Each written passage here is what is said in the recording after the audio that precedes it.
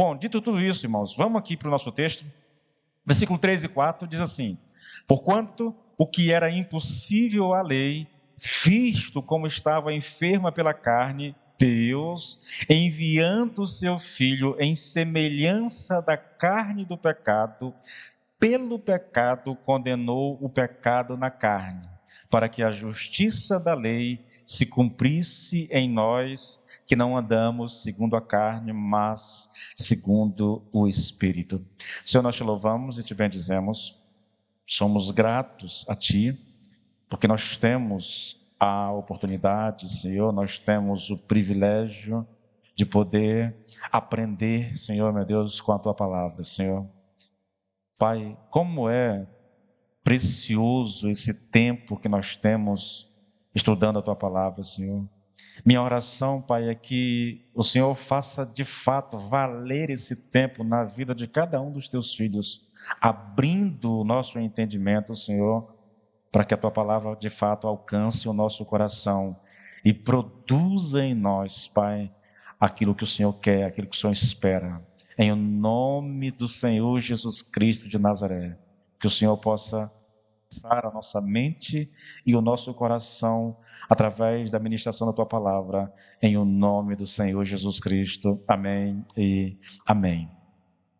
Queridos, a gente vem trabalhando, tá, esse tema, a gente vem estudando esse tema e vem desenvolvendo ele.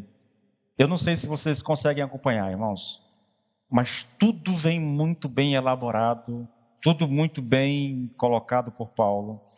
Ele começa falando da nossa segurança de salvação, e aí ele explica, eu mostrei a vocês, não é um ensino isolado, não é uma coisa que Paulo pensou assim, não, agora eu vou falar sobre isso. Não, ele vem trabalhando desde o começo toda essa questão. Aí ele explica por que é que nós podemos desfrutar de segurança. Ele vai dizer que a mensagem do Evangelho nos libertou, né, da lei de Deus. E aí ele passa então a explicar isso, o que ele quer dizer na verdade, né? Por que nós precisamos ser libertos da lei de Deus? O que a lei de Deus não podia fazer por nós? E esse texto que nós estamos estudando fala exatamente disso. Na semana passada, irmãos, eu perguntei o que a lei não podia fazer, tá? E como resposta, eu primeiro apresentei uma interpretação equivocada, que dizia mais ou menos assim: olha, o que a lei não podia fazer, sendo que estava fraca pela carne, Deus fez. E a pergunta é: e o que foi que Deus fez então? E a resposta para essa interpretação é que Deus condenou o pecado na carne. Lógico, aqui na sequência, tá? O que a lei não podia fazer era condenar o pecado na carne. Aí essas pessoas dizem: mas Deus fez isso através de Jesus Cristo. Uma vez que eu apresentei essa doutrina, eu fui mostrar a vocês, citei 3 motivos, mostrando a vocês que essa interpretação ela é equivocada, ela está completamente errada. Eu imagino que existam outras interpretações, querido, mas eu não, senão fica muito extenso, na verdade, tá bom? Então eu mostrei três motivos pelos quais essa interpretação era equivocada. Primeiro, eu disse porque nessa interpretação a palavra condenou é usada no sentido de livrar ou de destruir. Então, quem usa essa interpretação usa a palavra condenar no sentido de destruir. E foi dito na semana passada que a palavra condenou, ela nunca é utilizada nas Escrituras no sentido de destruir, né, ou de acabar com alguma coisa. Ela sempre significa punir, tá? Por isso que é equivocado. Depois eu disse que não é certo também dizer que a lei não podia condenar o pecado, porque é exatamente isso que a lei foi destinada a fazer, tá? Uma das atribuições da lei é condenar o pecado, e a gente já disse isso aqui exaustivamente, que a lei condena, a lei condena, a lei condena, tá? E hoje nós vamos repetir isso novamente, tá bom? Porque faz parte do estudo. E o terceiro motivo, né, para considerar essa interpretação equivocada, está na frase "e pelo pecado". Eu disse que os defensores dessa interpretação dizem que o Senhor Jesus Cristo, quando veio em carne, ele condenou o pecado na carne pela sua vida perfeita. É mais ou menos assim: porque ele viveu uma vida perfeita, ele condenou o pecado na sua carne. E como consequência disso, aqueles que pertencem a Cristo, né, estão habilitados a alcançar o mesmo tipo de vitória por meio do Espírito Santo. É a interpretação que se apresentou. E eu disse, está tudo errado, não é isso, na verdade, não é esse o sentido. E hoje eu pergunto de novo, né? O que a lei então não podia fazer, irmãos? E hoje eu vou trazer uma resposta, tá? Que eu acredito seja a resposta certa. Novamente, queridos, você vai encontrar pregadores e não há carta que tenha sido mais pregada, mais exposta do que Romanos, tá? Não há. Se você colocar Romanos no YouTube, você vai encontrar uma infinidade de pregadores expondo Romanos. É isso aí, tá? Você vai encontrar os montes. E antes que eu continue, eu vou dizer a vocês que depois de ler bastante a respeito, bastante comentários, inclusive eu tenho, e às vezes eu ainda consulto esses comentaristas, né? Mas eu adotei desde o início o comentário de Martin Lloyd Jones como base para a minha ministração. Então, o que eu prego aqui está baseado naquilo que ele escreveu nos seus 14 livros que ele escreveu para comentar Romanos. Só isso, só 14 livros, na verdade, né? Na verdade, não é que ele escreveu, são pregações que foram transformadas em livros, tá? Bom, o que é que a lei... Olha o texto mais uma vez, querido. Vou voltar aqui para o texto, tá bom? E lê-lo. Olha só.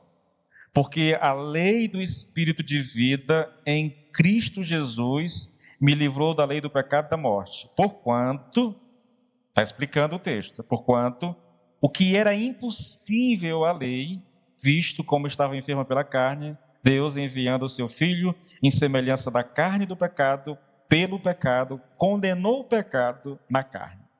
O que a lei não podia fazer? Eu só vou te avisar uma coisa: nós não estamos exatamente expondo o texto, tá? Nós estamos aqui fazendo algumas considerações ainda, porque ainda não é a exposição real do texto, mas ainda vamos entrar no texto. Mas o que a lei não podia fazer? Se você observar, o versículo 4, ele responde. O que a lei não podia fazer era agir no sentido de que a justiça exigida pela lei se cumprisse em nós. É isso que ela não podia fazer. Eu vou explicar isso porque toda a mensagem depende dessa resposta, tá bom?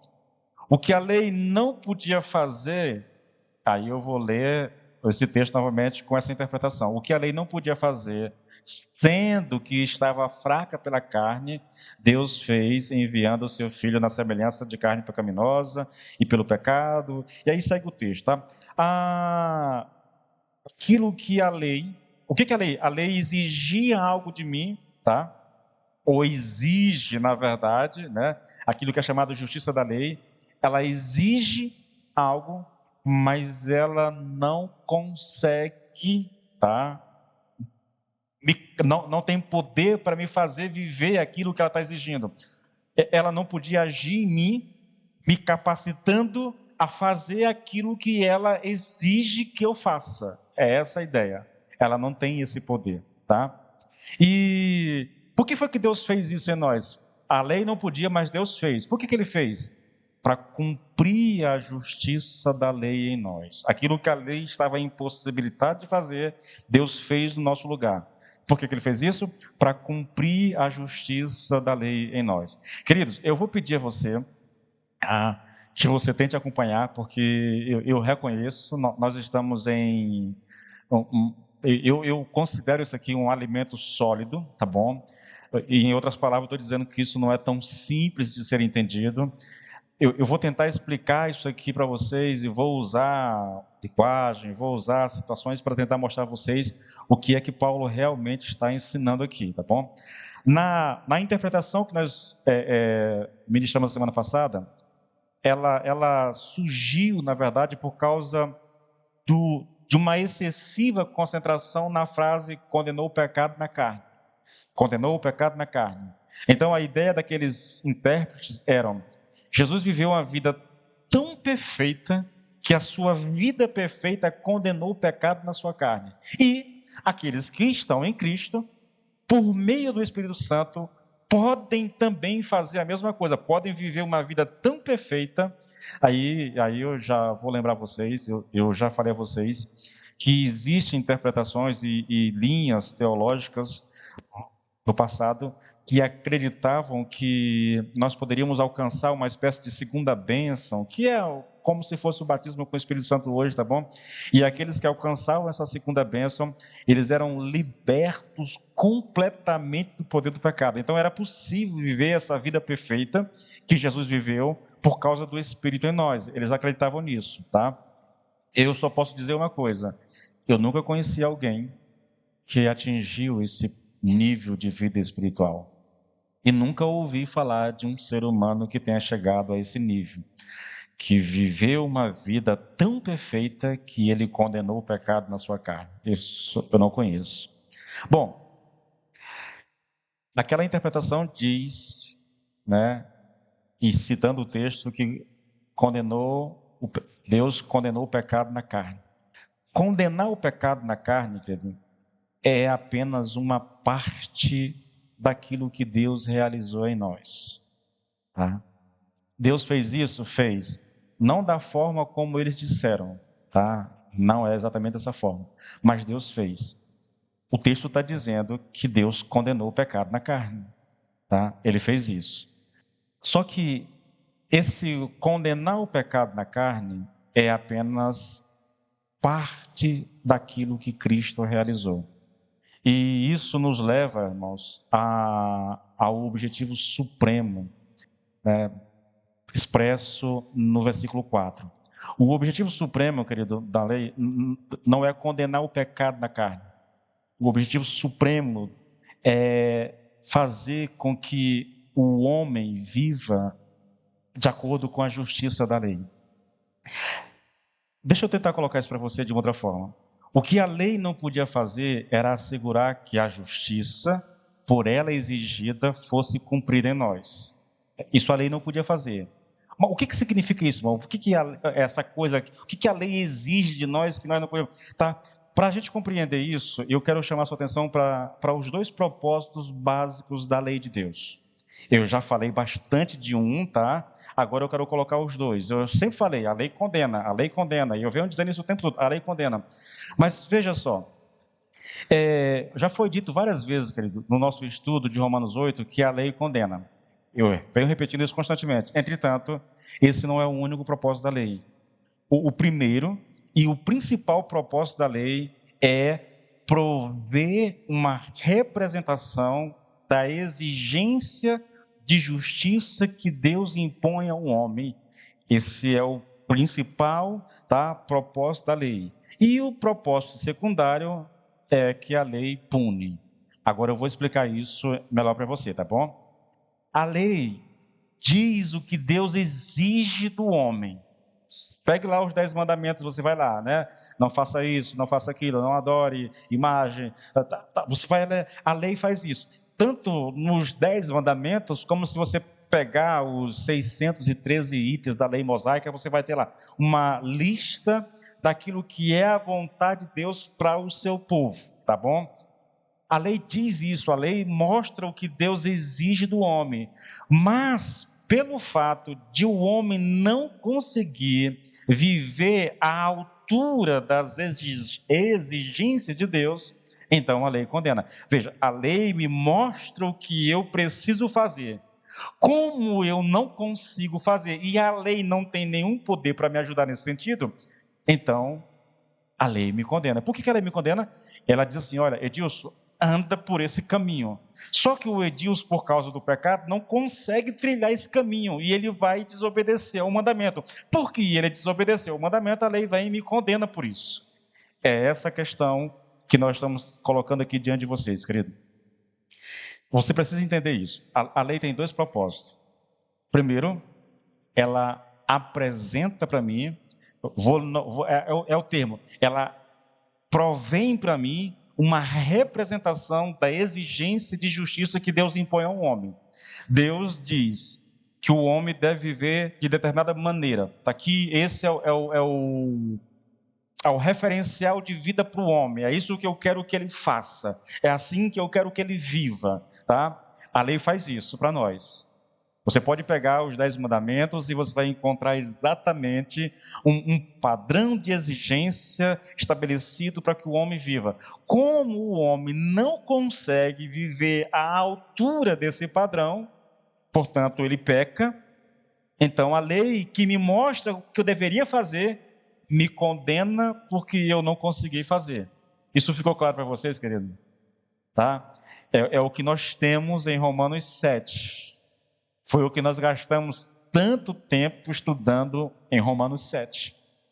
O homem de Romanos 7 é um homem que teve o seu entendimento iluminado de tal forma que ele consegue entender que a lei de Deus é boa, que a lei de Deus é perfeita, que aquilo que ela ensina é correto, está certo.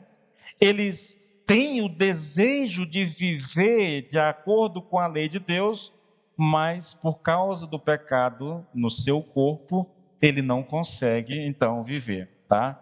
É por isso que esse homem grita: miserável homem que sou, eu sei o que eu tenho que fazer, eu sei o que Deus quer de mim, só que eu não consigo viver à altura daquilo que Deus quer de mim, tá? Bom, esses são os dois propósitos da lei. Nós estamos tentando entender o que significa essa justiça exigida de nós, tá bom, querido? Essa lei, essa justiça exigida pela lei de nós, na verdade. A gente está tentando entender isso. Aí eu preciso olhar para a lei e entender que ela tem duas funções, dois papéis, dois propósitos. Ela me mostra o caminho que eu devo andar. Ela diz: o caminho é esse, tá? Só que ela não pode fazer mais nada além disso. E não é por causa da lei em si, irmãos, tá? O texto lá em Romanos 7 diz que não é por causa da lei. O problema não é a lei é boa, a lei é perfeita, o mandamento é santo, o mandamento é justo, o mandamento é bom. O problema não é a lei, o problema é o pecado que habita no homem, tá? Então ela aponta o caminho, mas eu não consigo trilhar esse caminho. E porque eu não consigo, a lei que me apontou o caminho vem e me condena. Bom, basicamente isso, tá? Agora, eu quero que você entenda, e eu já falei sobre isso, que a gente não pode perder de vista, de forma alguma, o fato de que a lei de Deus é boa, tá? E que a finalidade dela visa o nosso bem. A lei foi dada para o nosso bem, tá? Isso Paulo diz em Romanos 7, versículo 13: acaso o bom se me tornou em morte? De modo nenhum. O que é o bom, na verdade? É a lei de Deus. Acaso a lei de Deus se tornou em morte para mim? O bom se transformou em morte? Não, de forma alguma, tá? Ou então no versículo 10, e o mandamento que me fora dado para a vida. O mandamento foi dado para que eu tenha vida. O problema é que eu não consigo obedecer o mandamento. Ou se você preferir, querido, Paulo diz em Romanos 7,12, assim: de maneira que a lei é santa e o mandamento é santo, justo e bom. Paulo sabe disso. Paulo sabe que a lei por si só, ela é boa. Irmãos, eu estou falando isso para... O erro dos judeus foi interpretar mal aquilo que Paulo falou a respeito da lei e pensar: mas a lei então não presta? A lei se transformou em morte para mim? Porque por tudo que tu vem ensinando, Paulo, parece que a lei de Deus é um problema. Parece que a lei de Deus é má. Parece que ela foi dada para nos matar. E Paulo vai dizer: não, não foi. Na verdade, o próprio Paulo se deleitava, né, na lei de Deus. A questão, e aí que fique bem claro, querido, a questão não é a lei, tá? A lei, ela indica o caminho da vida, mas ela não tem o poder que nos capacite a trilhar esse caminho. É muito importante que a gente entenda isso, irmãos. Eu leio a Bíblia. Um ímpio vai ler a Bíblia. É uma coisa curiosa, né? Há muitas pessoas não gostam de doutrina, eles querem ética. Ética. Aí se pega o Sermão do Monte. Sabe uma coisa que eu aprendi na minha vida? Que eu nunca deveria ensinar ética ao homem que não conhece a doutrina. Porque aqueles que conhecem, têm dificuldade de viver, imaginam alguém que não conhece a Cristo. Imagine um ímpio, você dizendo ao ímpio que ele não pode fazer determinadas coisas, mas como ele não vai fazer, querido? É quase que uma loucura, na verdade. Olhe para a nossa própria vida. Olhe o que nós conhecemos da palavra de Deus. Você sabe um monte de coisa da palavra de Deus porque você lê, porque você ouve pregações. Então você sabe muita coisa da palavra de Deus. Mas a questão é, o quanto daquilo que eu sei, eu de fato vivo. Foi a pregação de domingo, você lembra? Há uma desconexão entre aquilo que eu acredito que é a verdade e aquilo que eu vivo. Se há essa desconexão entre nós que conhecemos a Cristo, irmãos, imagine uma pessoa que não tem temor de Deus. Eu ouvi, alguém me disse esses dias aí, me falando, né, de algumas coisas a respeito de política, e me falando, olha, eu falei para alguém que se ele não mudar, ele vai para o inferno, não sei o que tem. Eu disse, amigo, ele não conhece a Cristo. Ele não conhece o Evangelho, essa mensagem não tem poder na vida dele, ele nem acredita nisso. E de fato, querido, de fato, um ímpio não tem temor de Deus, irmãos. Não pode ter, não pode. Você dizer para um ímpio que ele deve viver em santidade, ele vai rir de ti, entendeu? Ele vai, sei lá, vai encher o teu saco, porque não faz diferença para ele, irmãos. Isso não eu não sei vocês, querido. Eu vivi parte da minha vida como ímpio. E eu sei exatamente o que um homem ímpio pensa. Porque eu já fui um homem ímpio. E a minha memória não foi apagada naquela época, daquele período. Então eu sei os pensamentos de um homem ímpio. Eu sei o que se passa na mente de um homem ímpio com relação, por exemplo, a essa questão de sexualidade. Eu sei, irmãos. Em relação à obediência. Eu passei por isso. Então, voltando para o nosso texto, querido, a lei indica o caminho da vida, mas ela não tem poder que nos capacite a trilhar esse caminho. É por isso que nós não podemos esquecer os dois aspectos da lei, irmãos, do propósito da lei, sabe? Indicar o caminho da justiça, indicar o caminho da vida, nos lembrar a vida que Deus exige do homem, mas também ela condena o homem. A lei que me mostra o caminho me condena porque eu não consigo trilhar esse caminho. A lei que me mostra o que Deus requer de mim me condena porque eu não consigo fazer aquilo que Deus requer de mim. E aí, querido, o problema não é a lei. O problema, a condenação vem não é por causa da lei em si, é por causa da nossa incapacidade de viver de acordo com aquilo. Novamente, a lei não é o problema, a lei é a lei de Deus, a lei é a lei perfeita de Deus, entende? A lei é boa, a lei é santa, a lei é justa. O problema não está nela, o problema está no homem que não consegue viver à altura da lei. Então vejam, tenha em mente esses dois aspectos. Por um lado, a lei me aponta o caminho, por outro lado, a lei me condena. E aí, eu quero que você entenda uma coisa, tá bom? Com esses dois aspectos da lei, eu vou falar também de dois aspectos a respeito da salvação, tá? Quais são esses aspectos, irmãos? O primeiro aspecto da salvação, de que temos necessidade, é a necessidade de nós sermos libertos da condenação, da culpa e da punição.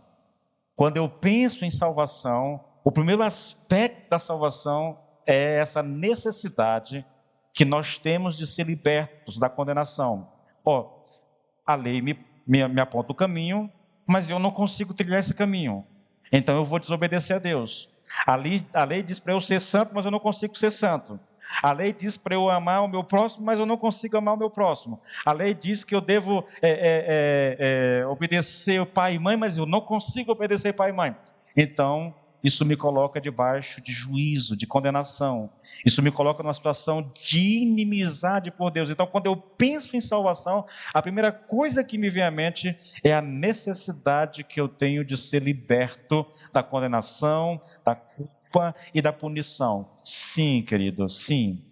Paulo diz em Romanos 1,18 que a ira de Deus se manifestou do céu, sabe, contra toda impiedade e injustiça do homem. O homem que não consegue obedecer a Deus, o homem que está vivendo a sua vida quebrando os mandamentos de Deus, esse homem está debaixo da ira de Deus, está debaixo da condenação de Deus. Então, quando esse homem entende a sua situação diante do Senhor, quando por alguma razão Deus ilumina o entendimento desse homem, para ele compreender o Evangelho, a primeira coisa que vai vir à sua mente é exatamente essa necessidade que ele tem de ser liberto da condenação, porque ele está vivendo em desobediência ao Senhor, está debaixo da ira do Senhor, da culpa do pecado e da punição do pecado, entende?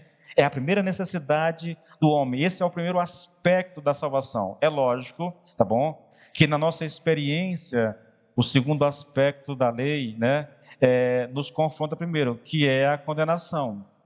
Na nossa experiência, é exatamente esse o aspecto que vem em primeiro lugar, a condenação. Sabe uma coisa que me veio à mente agora?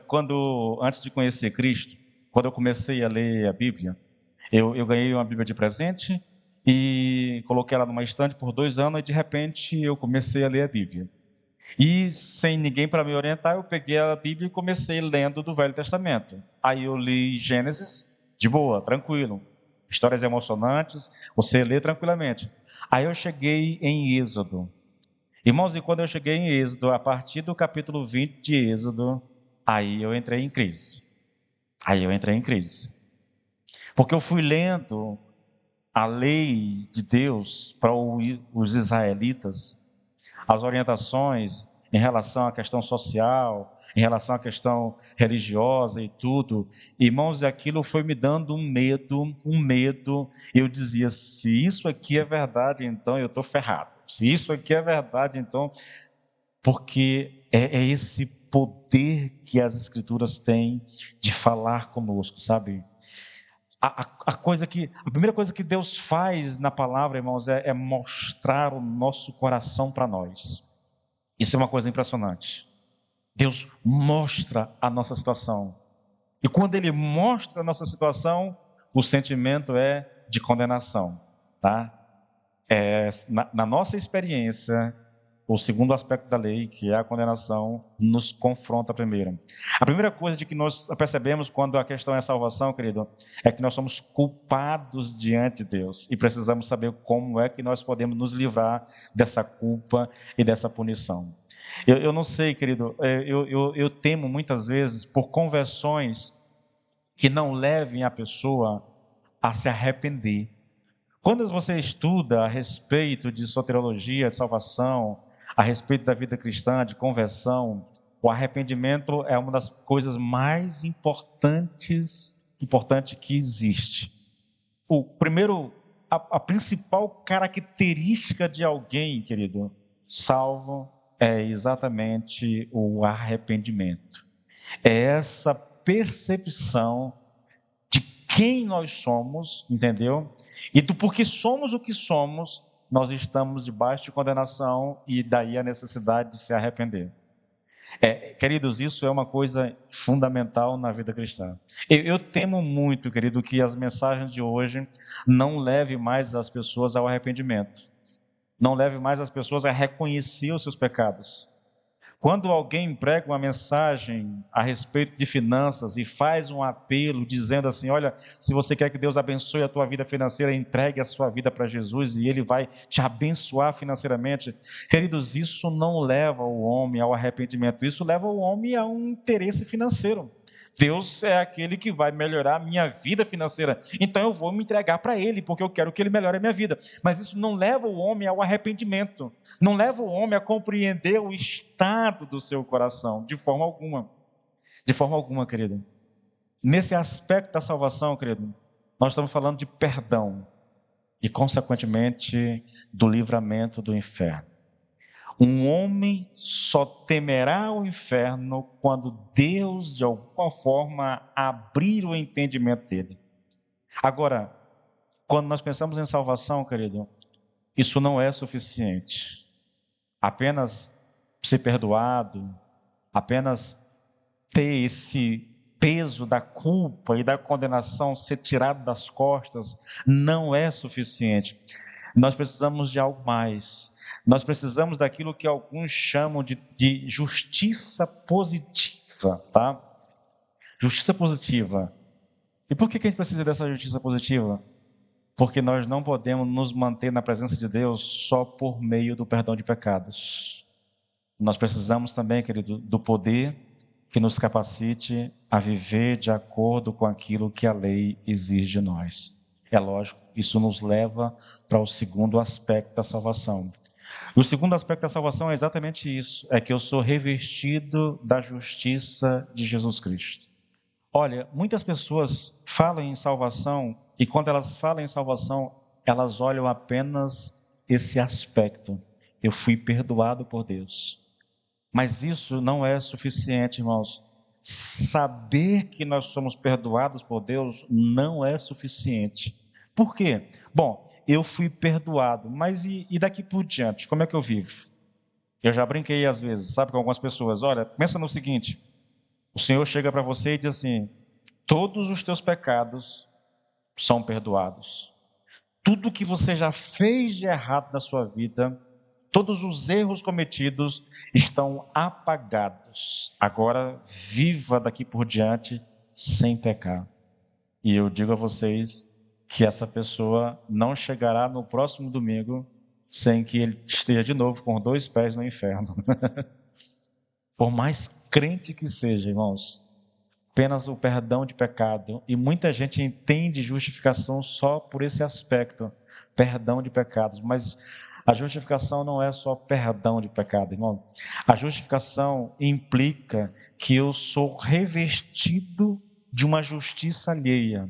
É aquilo que 2 Coríntios diz muito claramente, irmãos. Aquele que não conheceu o pecado. Quem é que não conheceu o pecado, irmãos? Ele está falando de Jesus. Jesus. Aquele que não conheceu o pecado, Deus o fez pecado em nosso lugar. Cristo, que nunca cometeu um pecado por palavras, por atitudes ou por pensamento, Deus o fez pecado por nós. Ele foi para a cruz. Ele morreu na cruz no nosso lugar. Ele satisfez toda a lei no nosso lugar. Para quê, irmãos? Só para que nós fôssemos perdoados? Não. É lógico que o perdão de pecados está incluso aqui.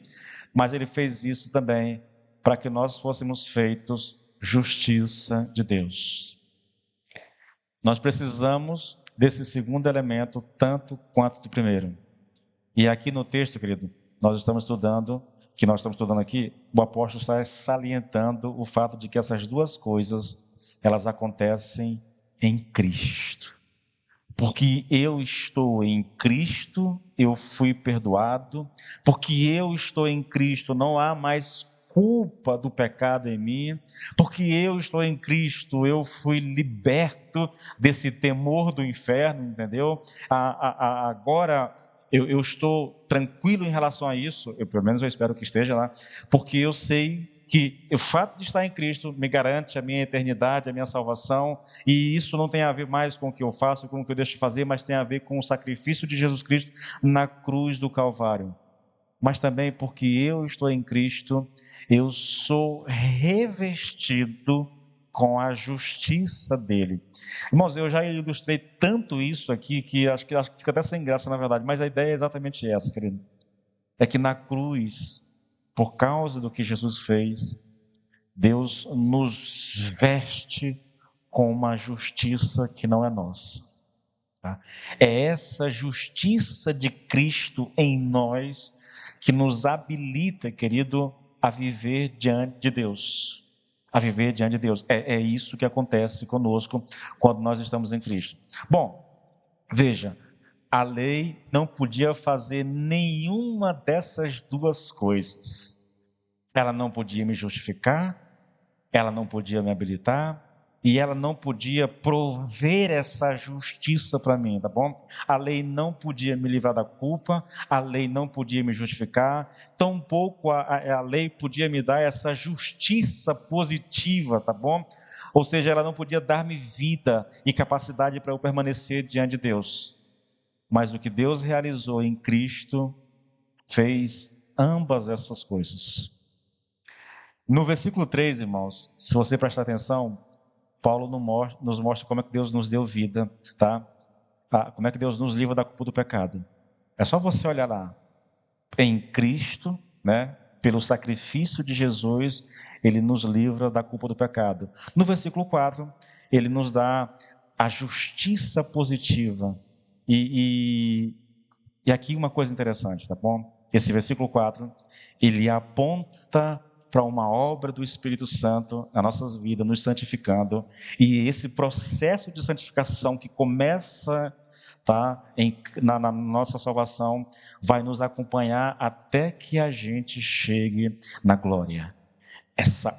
Porque eu estou em Cristo, o Espírito de Deus iniciou um processo de santificação na minha vida, querido, que ele não terá fim. Isso parece muito com aquilo que está lá escrito em Filipenses, se eu não me engano é 1,6, né? Aquele que começou a boa obra em mim, né? Ele vai concluí-la, na verdade. Deus não é aquele que começa uma obra e ele para ela no meio. Não. Se ele começou a obra, ele vai concluir essa obra em nós, querido. Quer você queira, quer você não queira, tá bom? Então vamos ler novamente o texto. Porquanto o que era impossível à lei, tá? Visto como estava enferma pela carne, Deus enviando o seu filho em semelhança da carne do pecado, pelo pecado, condenou o pecado na carne, para que a justiça da lei se cumprisse em nós. Não é interessante o texto? O que é que era impossível a lei, irmãos?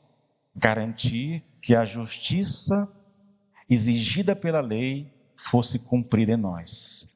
Isso era impossível. A lei exige de mim uma coisa, mas ela não tem como me capacitar a fazer aquilo que ela está exigindo. Tudo que a lei pode fazer por nós, querido, é apontar as exigências de Deus. Por causa da fraqueza da nossa carne, a lei não pode nos ajudar a atender essas exigências. E porque nós não conseguimos atender as exigências da lei, ela nos condena. Ela nos condena. E aí, graças a Deus, em Cristo Jesus, esses dois aspectos da salvação são satisfeitos, tá bom? Não só nós somos perdoados, mas nós somos revestidos de uma justiça que não é nossa, e essa justiça então nos habilita a atender à vontade de Deus, tá? Não é só que nós somos perdoados, irmãos, não é só que nós somos justificados, mas também nós somos capacitados pelo poder do Espírito Santo em Cristo Jesus a cumprir essa justiça da lei ou essas exigências da lei, na verdade, tá bom? Em Cristo e pelo poder do Espírito Santo, nós somos capacitados, habilitados a viver de acordo com as exigências da lei. Deixa eu te falar uma coisa.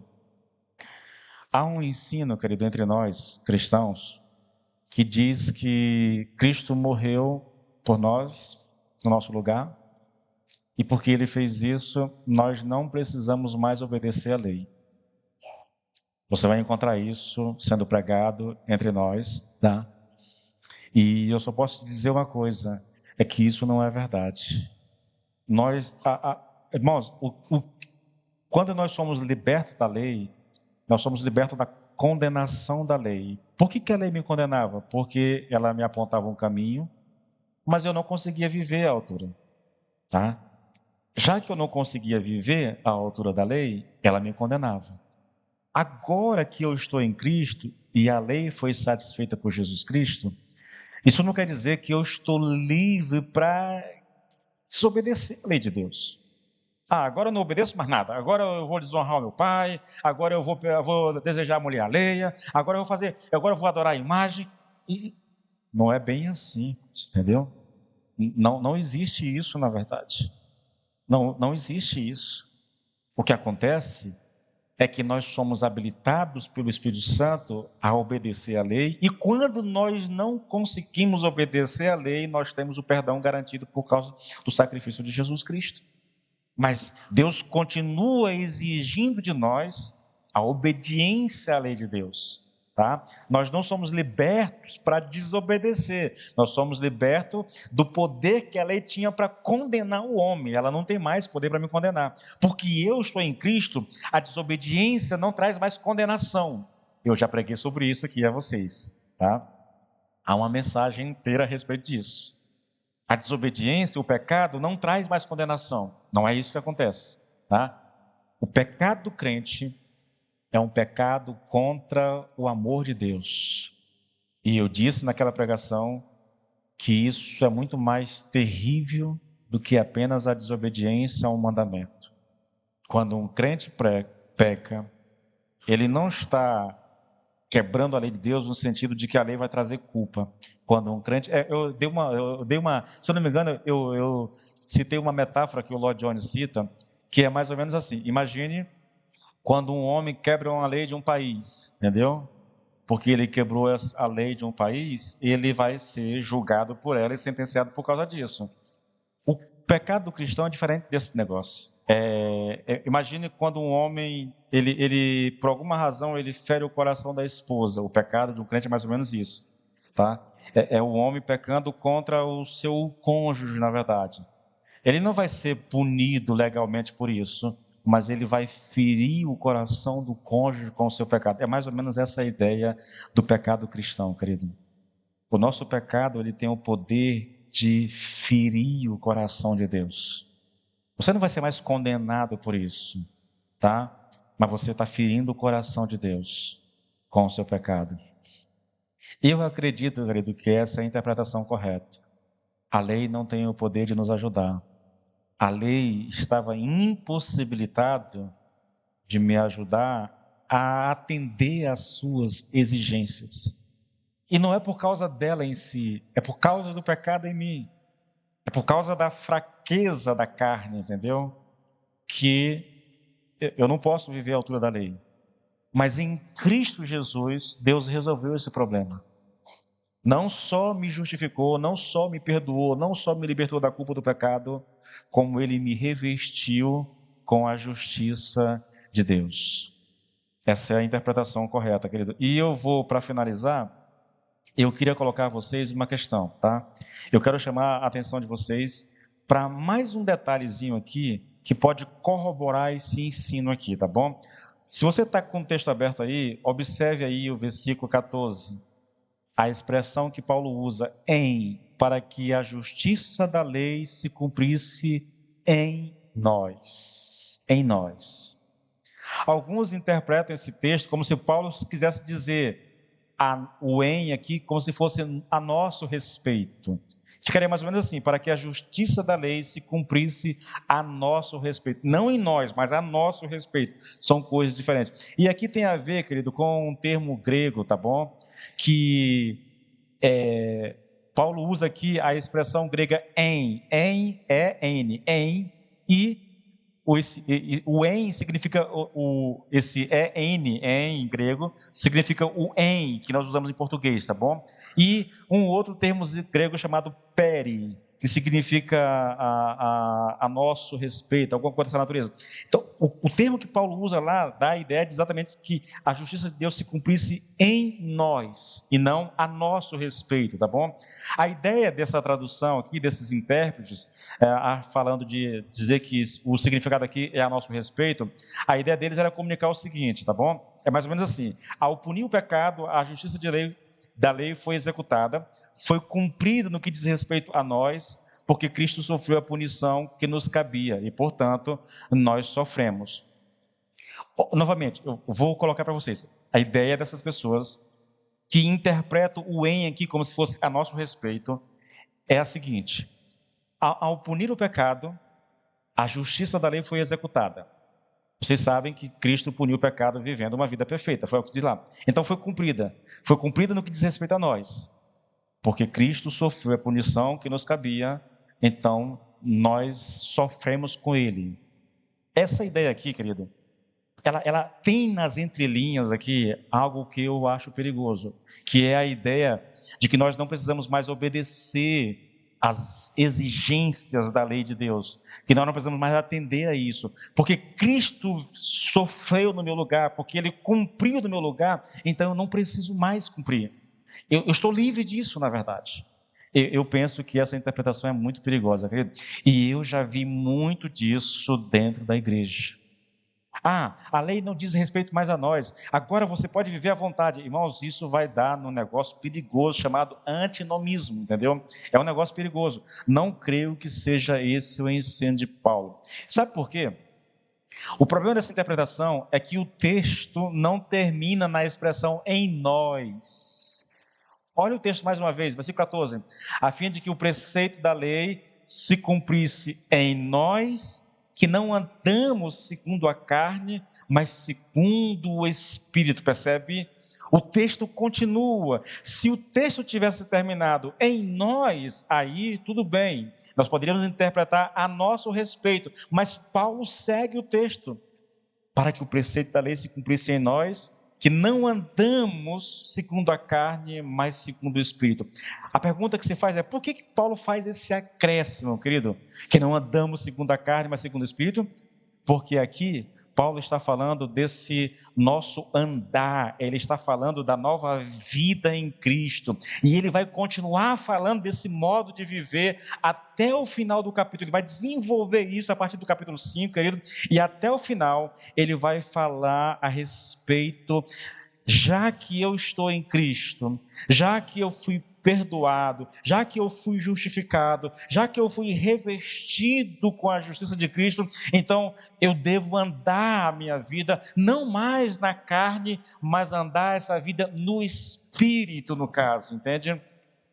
Irmãos, ele não pensa somente na justificação, no perdão e na libertação da culpa do pecado. Ele vai adiante e passa a tratar do futuro completo do cristão. Agora, esse cristão que está em Cristo, esse cristão que foi perdoado, esse cristão que foi liberto da culpa, que foi revestido com a justiça de Jesus, agora ele anda no Espírito e não mais na carne. Queridos, andar no Espírito, vamos falar muito sobre isso para frente, tá bom? Mas eu queria te dizer uma coisa, irmãos. Andar na carne, querido, é andar segundo a vontade da carne, tá? É viver na prática do pecado. Um cristão não pode viver na prática do pecado. Um cristão não pode mais viver na satisfação da sua própria carne, dos seus próprios desejos. Isso não condiz com aquilo que Deus espera de nós, irmãos, com a nossa situação em Cristo, porque nós estamos em Cristo, porque nós somos salvos, porque nós somos libertos, porque o Espírito habita em nós, porque nós somos nova criatura, porque nós somos agora um homem, uma mulher de Deus, porque nós nascemos de novo. Então se espera de nós que nós andemos no Espírito e não mais na carne, querido. O cristão não pode viver pecando, irmãos, a verdade é essa. Não estou dizendo que o cristão não peca, não é isso. Eu estou dizendo que um cristão não pode mais viver na prática do pecado. O pecado agora, querido, não tem mais domínio. O pecado agora não escraviza mais o crente, entendeu? Ele foi liberto disso. Há um poder na sua vida agora que o habilita a viver em santidade, que o habilita a atender às exigências da lei de Deus. E se nós não entendermos isso, irmãos, é muito difícil. Querido, por que a gente vê, olha o nosso cristianismo ao nosso redor, irmãos, olha o que se passa por cristianismo ao nosso redor, veja o testemunho. Eu olho, irmãos, novamente, eu tenho essa tendência de comparar, né? Eu olho para o Novo Testamento, eu olho para o livro de Atos, para as cartas, e aquilo que esses homens fizeram no poder do Espírito Santo, Paulo e mais um grupo com ele, ninguém sabe dizer quantos mais ou menos ali, mas é um grupo pequeno, resumido na verdade, esses homens viraram o mundo de perna para o ar. As igrejas que esses homens fundaram, querido, marcaram a sua cidade, marcaram o seu território, entendeu? E você olha hoje para a realidade do Brasil, por exemplo, e eu vou me concentrar apenas no Brasil, você olha para o Brasil, você olha os dados estatísticos e vê a quantidade de pessoas que professam serem cristãs, você olha a quantidade de igrejas em cada cidade, em cada bairro, irmãos, e meu Deus do céu, é crente. Você vê a Câmara lá em Brasília, o Senado, a quantidade de pessoas que são deputados, deputadas e senadores que dizem que são cristãos, mas você olha o comportamento, olha a votação desses homens, os projetos que eles estão voltando, e você não percebe mais isso. Irmãos, você vai ver crente em hospital, crente em delegacia, em todo lugar tem crente, querido, mas não há uma diferença, não há um poder sendo manifesto na vida dos cristãos. Você não percebe mais isso, querido. Olha aqui, nós estamos no Buriti, nós somos aqui cerca de 2.000 cristãos no Buriti, numa cidade de 10.000, irmãos, e pergunto para você, qual a diferença nós fazemos nessa cidade? Sério, querido, você não percebe mais isso. Você vai ver pastores, cristãos, envolvidos até a alma com política, entendeu? Negociando política, favores políticos. Você não percebe o poder de Deus. Me vem à mente uma frase muito antiga, queridos, né? Eu não lembro quem foi mais que disse, mas citando lá o caso lá de Pedro e João na porta do templo, quando o cego, né, está ali pedindo esmola, ele olha para nós aqui, olha, não temos dinheiro nem não temos ouro nem prata, mas o que nós temos, isso nós te damos, né, ser curado em nome de Jesus. Alguém disse, olha, a igreja de hoje não pode mais dizer que não tem ouro e prata, mas também ela não pode mais dizer que tem poder. Falta poder, irmãos. Falta poder para nós como igreja. Vidas que são atraentes, vidas que, sabe, que capturam as pessoas, não por causa do discurso em si, mas pela maneira de viver, pelo poder de Deus em nós. Olhe para a realidade de Atos, querido. Olha o que acontecia quando Paulo chegava na cidade e pregava o evangelho. Irmãos, o negócio era, o poder de Deus era uma coisa tão tremenda, querido, que a cidade era virada de pernas para o ar. Igreja fundada, gente convertida. Você pega lá em Éfeso, irmãos, o que aconteceu naquela cidade, entende? Um negócio, o poder de Deus era tão grande que o Espírito Santo estava usando até demônio foi usado para converter as pessoas. Era um negócio louco. Por quê? Porque havia homens de Deus naquele lugar, vivendo na plenitude do Espírito Santo, querido. Nós somos chamados a viver no Espírito, querido, no poder do Espírito.